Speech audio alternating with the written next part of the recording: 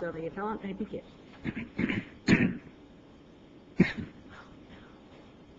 I'd like to reserve 4 minutes for rebuttal. Sure. May it please the court. I represent Delta Fire Sprinklers, who is a subcontractor in a project that was built in the years 1998 through 2000 in the Sanford, Lake Mary area. It is an apartment complex. They are fire sprinkler contractors that work on design and installation of fire protection systems. This is a payment claim, and it's against SOUTHTRUST Bank. The claim below, I'm going to spend more time saying what this claim is. I'm going to have to keep time by my own wristwatch because this clock isn't working for me. Okay. Okay. Counsel, was Delta Fire a subcontractor or a sub-subcontractor? Well, that's an interesting question, Your Honor. It depends on which piece of information in the record you're looking at. The Bridgeport Strasburg joint venture, BSJV, is sometimes referred to as a subcontractor, and sometimes it is referred to as part of Bridgeport. BSJV was an unlicensed, unregistered with the Secretary of State joint venture between the owner, one of the people that's interested in the owner, and the contractor. 100% of the work contracted to Bridgeport, Inc. was contracted to BSJV. If you look at the affidavit of the bank at 210 in the record, in the affidavit, the affiant refers to it as Bridgeport, a.k.a. BSJV. If you look at the brief at page 1, the amended answer brief, it refers to BSJV as a subcontractor and puts Delta down another tier as if it were a subcontractor. In my humble opinion, it is a one and the same. BSJV and Bridgeport were, for all intents and purposes, the same entity. They only used BSJV to put an extra layer in between the sub and the contractor. So your answer then is that it's a general contractor? It is one and the same with the general contractor, yes. But SOUTHTRUST has taken very variable positions in that regard. There were different contracts. So. There was a contract from Bridgeport to BSJV for 100% of the work. But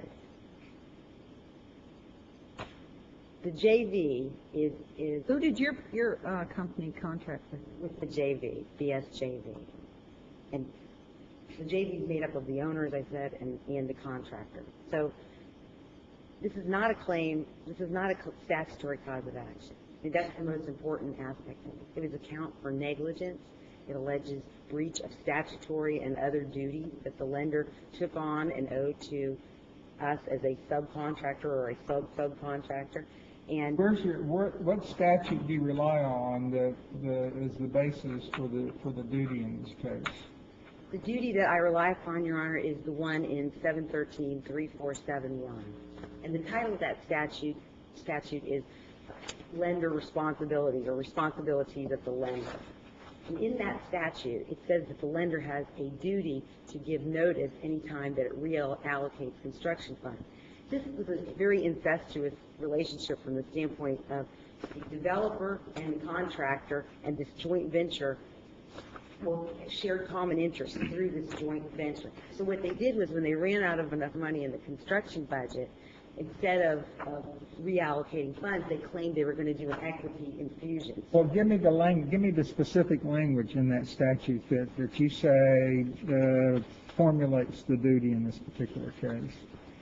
In that statute, it says that the lender has to give any lienor that gives notice, which means serves the lender with a notice to owner, which we did, notice of reallocation of construction funds within 5 days of reallocating funds.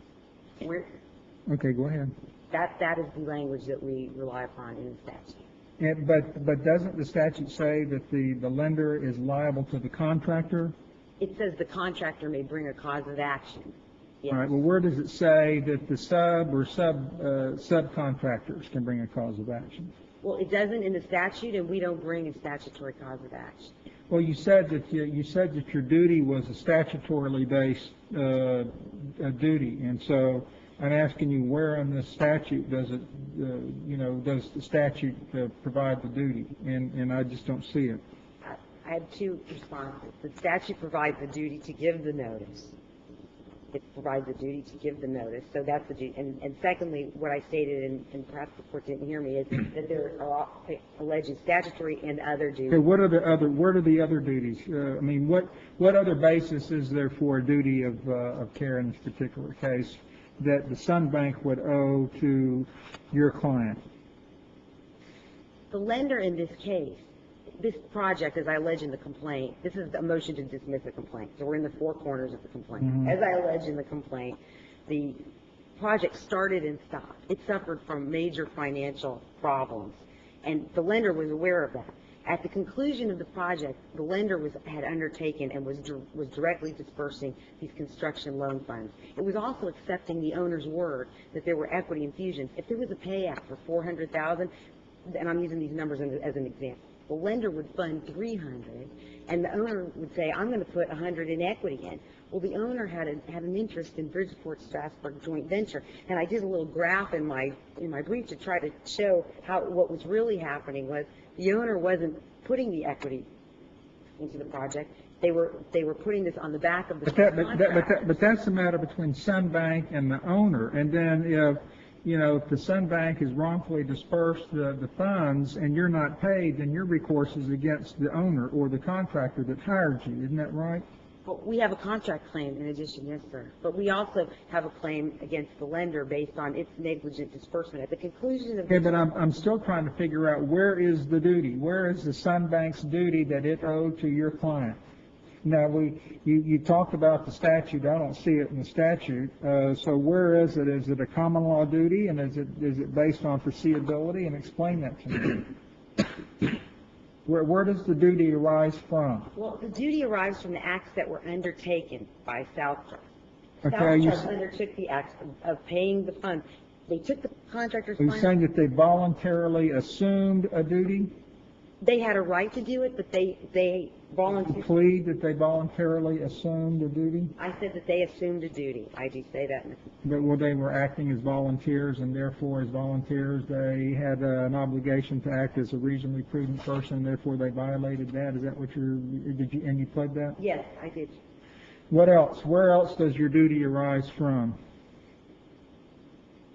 Well, the issue of Bridgeport versus Bridgeport Strasburg joint venture, hard to say, is very important because they made the final disbursement to the joint venture and not to Bridgeport. They took a contractor's affidavit, the lender controlled the money, paid a subcontractor that absconded with the funds. This was made into below. The argument was that I was pleading a claim under 713-345, which is a criminal statute. I did not plead a claim under that. But I was pleading a statutory cause of action under 3471. I did not. That I was pleading a statutory cause of action under 713-06. Okay, are you saying that the duty arises from the fact that the Sun Bank erroneously paid another subcontractor?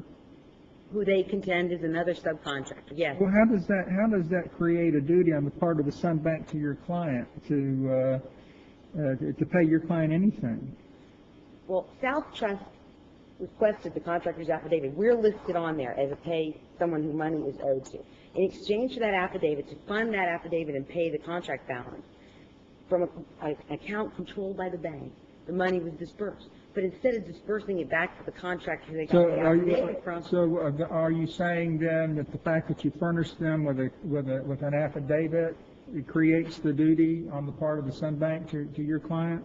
The affidavit was from the contractor. Is there any precedent that says that that's the case, or is there any case law? What are you relying on? I'm relying on the fact that there is a duty that was undertaken, that they were contacted by my client and notified that there were issues about payment, that they knew all along that this was a problem, and they negligently dispersed the money to this bogus joint venture that was created, which then took the money and your argument is that you think that constitutes a duty on the part of the Sun Bank to that would render them liable to your client for breach of that duty? Absolutely, Your Honor.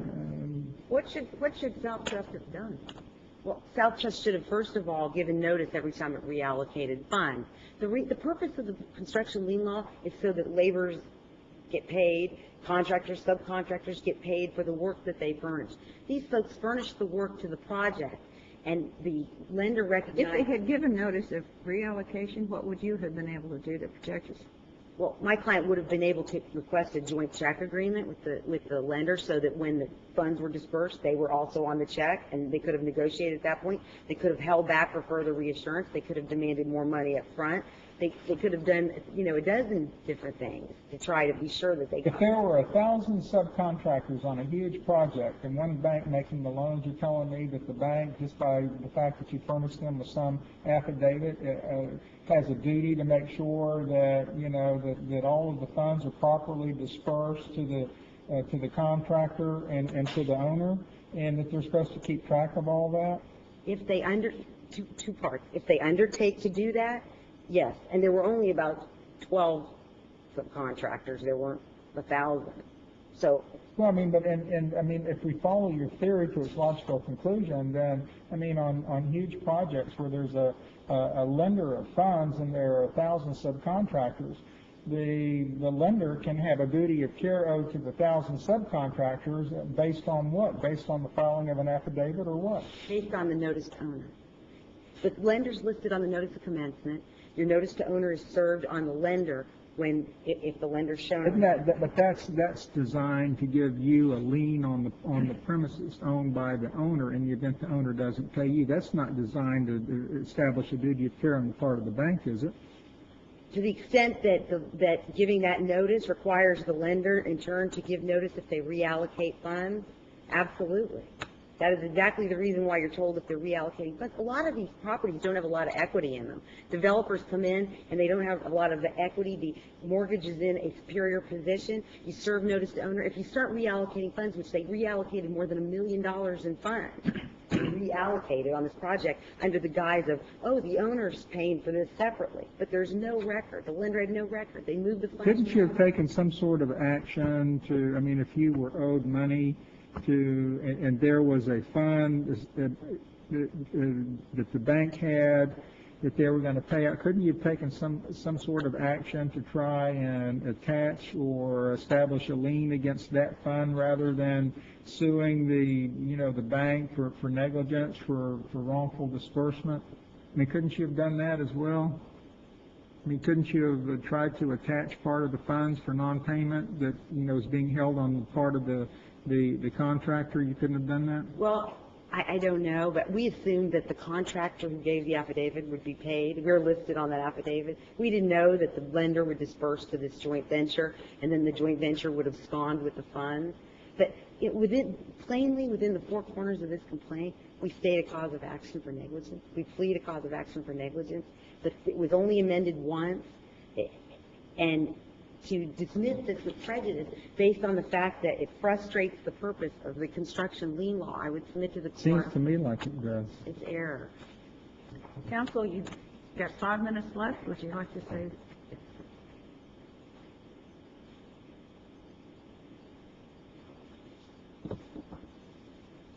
May it please the court. My name is Al Truesdell, and I represent the Appalese SOUTHTRUST Bank. I'd like to start off by saying that there can be no negligence claim in this case because there was no duty on the part of SOUTHTRUST. There was no duty either statutorily, and there was no duty under common law. Now, if we examine the statute, 713-3471, this duty comes from sections 1A and 2A, which says that notice must be provided by the lender to all lienors. Lienors is defined under the statute very broadly. And if you look at the remedies section, which is paragraphs 1A, B, C, D, and 2A and 2F, the language of all lienors is specifically excluded. And the language refers only to the contractor. And, there's a number of references that provide references to the contractor. The lender shall not be liable to the contractor, failure to give contractor, et cetera, et cetera. So the contractor is the only one that's provided a remedy under this statute. Now, it doesn't mean that, as the court pointed out, it doesn't mean that Delta as a subcontractor or sub-subcontractor Legally, the law applies the same whether they're a subcontractor or a sub-subcontractor. But they had remedies. They could have sued the contractor. They could have sued the owner. They could have gone after the bond. There was a bond on this construction loan. They could have gone after the bond company as well. Unfortunately, there is no remedy under this statute against the lender. Now, there are cases that address statutory construction that basically say that when a law expressly describes a particular situation and leaves it out in another part of the law, that an inference must be drawn that what was left out deliberately. That was Gay versus Singletary. We cited that in our briefs. And this court, this Fifth District, has held that where the legislature uses a term in one section of a statute but omits it in another, that the court shouldn't imply why it has been excluded. And also, there's 71337 says that the construction lien law should be strictly construed. So it is a good public policy to have a remedy that doesn't allow suing the lender or having the lender have to address 100 different lawsuits from all the different subcontractors. Obviously, the contractor is in the best position to know what work has been assigned, what work has been completed, and what work needs to be paid for by the subcontractors. In this case, the contractor issued an affidavit saying that the work was completed and the last payment was due, and the last payment was forwarded at the direction of the owner to the contractor at the owner's direction. Now, there can be actions in negligence for violations of statutes, but the statute has to provide a duty for there to be. What about her theory that there is some sort of common law duty here? I guess that would have to be based on the foreseeability concept of negligence, but I'm not exactly sure. I didn't really understand her explanation of that. Well, my understanding of it, Your Honor, is that the common law duty stems from a violation of the statute. Now, there can be a duty that arises from statute. There can be a duty that arises from a contract. There can be a common law duty of care that arises from foreseeability of harm and the creation of a zone of risk and that sort of thing. And she said that she alleged some sort of common law duty of care, but I'm not exactly sure where the foreseeability would come in. Yeah, I'd be glad to address that. I don't recall seeing that argument, the foreseeability under common law addressed. But if we look to the common law that addresses these situations, what it shows is that Chapter 713 actually expanded on the cases that existed prior to, the statute that applies here is a statute from the year 2000. And it actually created remedies that the common law didn't have.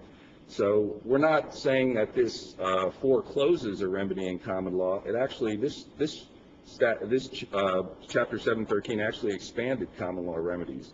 For instance, the courts have held that a lender had no duty, even to the contractor, to dispense funds with reasonable care.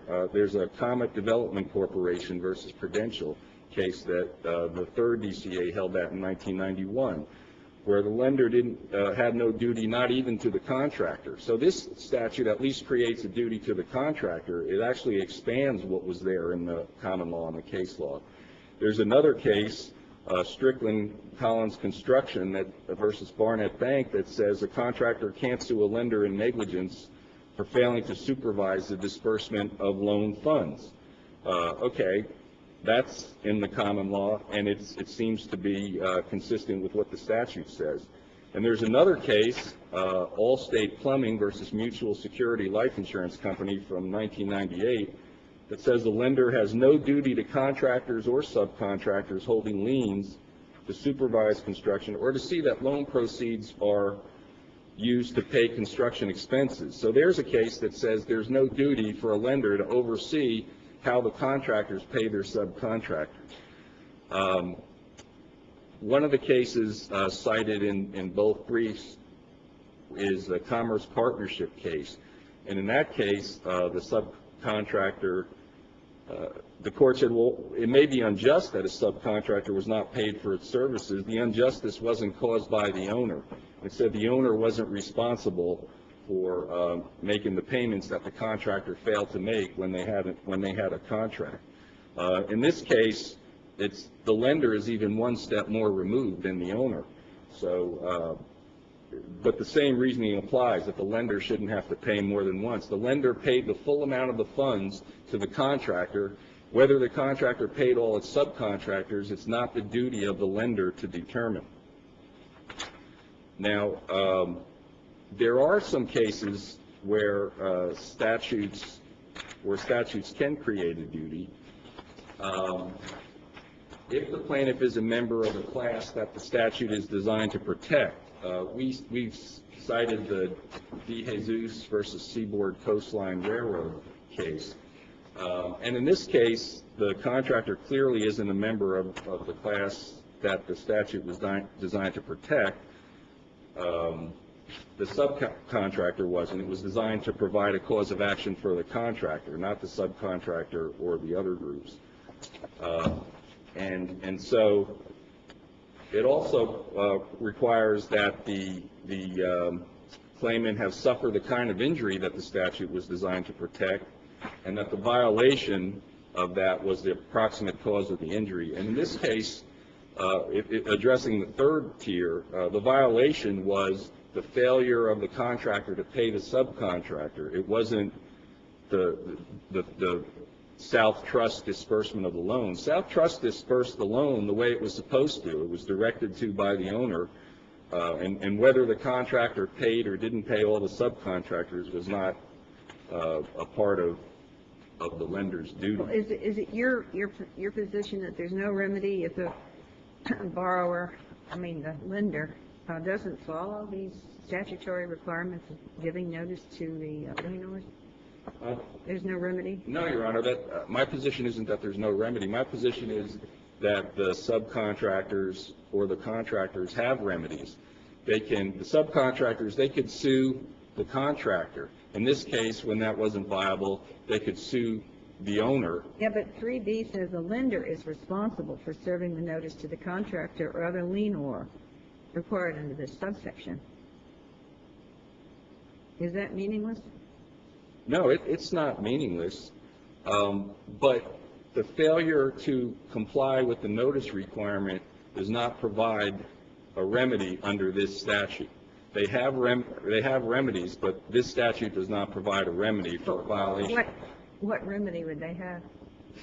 The remedy would be to, well, first of all, the contractor can go after the lender, and then the subcontractors can sue the contractor to recover, which makes more sense than having all the subcontractors suing the lender. And they can also, the subcontractors... That's the basic remedy right there, isn't it? That's yes. What the statute was designed, I think, to do. Yes, I agree. But the remedies would also include, there was a bond issued on this. Now, the subcontractor could have sued the holder of the bond as well for recovery for non-payment. That was another remedy available, and they also could sue the owner as well. So they do have remedies. It seems like it's not the most artfully constructed statute because it does have a provision that doesn't seem to have a remedy for that specific provision. But that's the way the statute was constructed, and the cases seem to indicate that that's the intent the legislature had in drawing up the statute that way. One example of this, a case that we cited, was the Chevron case, Chevron versus Forbes, and that's an example of a statute that provided a remedy, but it wasn't the kind of remedy the statute was designed to protect, so the court didn't allow relief. A customer slipped and fell at a gas station, and then they sued under a statute that was designed to protect from injuries from flammable liquids such as gasoline. The statute was not aimed at slip and falls, and since the customer didn't suffer the type of harm that the statute was designed to prevent, he couldn't bring a suit in negligence for violation of the statute. basically, that's what Delta's trying to do. They're trying to bring a cause of action for negligence for violation of a statute that doesn't provide them with protection. It doesn't provide them with a remedy. One other thing, to go back now, 713, there were some references that maybe the statutory duty came from 713-06, which is lieners' duties to provide notices of lien when they have a lien, but 713-06 specifically excludes lenders, so it can't be under that statute. It says, this paragraph does not give any person other than an owner a claim or right of action against a lender for failure to comply with the notice requirements of liens. So it can't be that. And then Ms. Hayes pointed out the 713-345 is a criminal statute, so it wouldn't be that. But in addition to not having a duty under the law, the undisputed facts in the record would show, or would fail to show, that SOUTHTRUST misappropriated or held back any construction funds anyway. The sole fact in support of that in the record is the final disbursement of about $992,000, which Delta claimed was improper because some payment from that didn't get to the subcontractor. But like I pointed out before, that was done at the owner's request, and it was done following an affidavit from the president, the president of Bridgeport, who basically said that all the construction was complete and that they were going to pay everybody in full. So that's what SOUTHTRUST relied on. And there's also an affidavit in the record from a loan officer from SOUTHTRUST that says that the loan amounts were not held back, that the contractor was paid in full, and at no time did they stop advancing the loan. And basically, that evidence in the record is unrefuted. The only rebuttal is the president of Delta says that they weren't paid, but it doesn't refute the fact that SOUTHTRUST has in the record that they allocated the loan in full. Now, basically, the relief that we're asking is just to affirm the lower court, and because the amended complaint fails to state a claim, there's no basis for an action in negligence under any of the statutes or under the common law, and basically, we're asking the court to affirm the dismissal with prejudice and ask that be affirmed. If the court doesn't have any questions, I'll stand. Fine. Thank you, sir. Quickly, in reverse order, the reallocation of funds is in the affidavit from the lender, which starts at page 210 in the record. For example, $936,234.73 was wired directly to the contractor. $56,000 was wired to borrower's counsel. Last time I checked, attorney's fees aren't a hard cost of construction. So right in the affidavit, they've reallocated the balance of construction. But there's over $1 million in reallocation, but that's an easy place to find $56,000 in reallocation. The statute says at 2B, if the lender is permitted under the loan documents to make disbursements from the loan contrary to the original loan budget without the borrower's prior consent, the lender is responsible for serving the notice to the contractor or other lien. Under the document, there's no question, and they've admitted that they are allowed to disperse the funds how they see fit. The lender is responsible for serving the notice to the contractor or other lienor. We are an other lienor. They were responsible for serving us with notice. They did not, and the statute, the lien law, is designed to protect people's rights to payment. We are within the class of people that the law is designed to protect. Otherwise, we've rendered that sentence absolutely meaningless, because in this case, the contractor's bankrupt. The BSJV took the money and ran. So we have no remedy as it relates to this statute in this case. And I would submit to you that the legislature did not give them an obligation to give a notice for which we have no available remedy whatsoever. Would not that notice trigger your reaction to take whatever other remedy is appropriate? Yes, sir. It would certainly stop the And subcontract. could not that be the purpose of the notice, although the legislature didn't provide a remedy to the lienor for lack of notice, but the notice itself?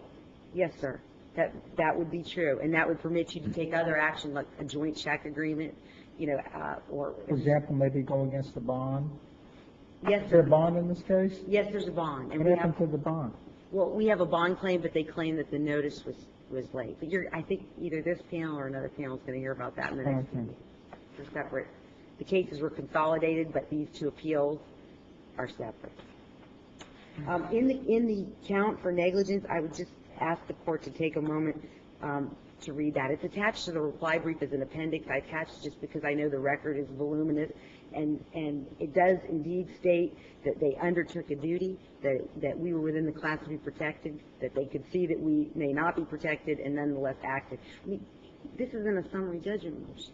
There's no facts that should be taken into It's not summary judgment, I thought it was dismissal of the complaint. It is. That's what I mean. But generally, I mean, I know that you don't go outside the four corners of the complaint, and I know the standard of review of, the motions to dismiss and that sort of thing, but when we're talking about duty of care, that is a legal issue. And the court decides that de novo. So, to establish a negligence claim, you have to have a duty, and it has to be alleged somewhere in the complaint. And we can say, as a matter of law, that there is no duty here. That's de novo review, isn't it? Yes, I would agree with that, sir, but I believe we have pled it. I mean, we say undertook to act for the owner and Bridgeport in disbursement of funds and is answerable for its failure to do so with care. All right. And we talk about how it was, the money was given to Bridgeport Strasburg joint venture. The direction from the owner was pay Bridgeport. They paid the joint venture, which they maintain in the brief at page 1 is a separate entity from Bridgeport. They can't escape that. Thank you very much. Thank you. Very interesting case, and We will be in recess.